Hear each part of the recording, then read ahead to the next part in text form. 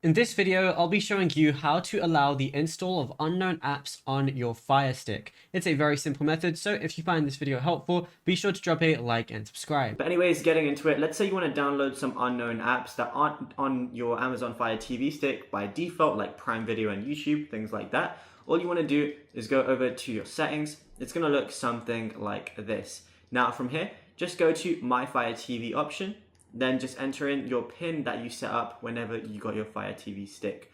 Now, as you can see, I have developer options already. What you want to do though, if you don't see that, is press About, and then you're going to see your Fire TV with some of the information on it. All you want to do is go ahead and select this. Keep pressing it about 5 to 8 times, and then on the bottom, it's going to say you now have developer access. I already have developer access, so that's why it wasn't showing like that for me. And now all I want to do is go ahead and open up developer options. Then it's going to say install unknown apps. It says no applications installed on this Fire TV have requested permission to install other applications.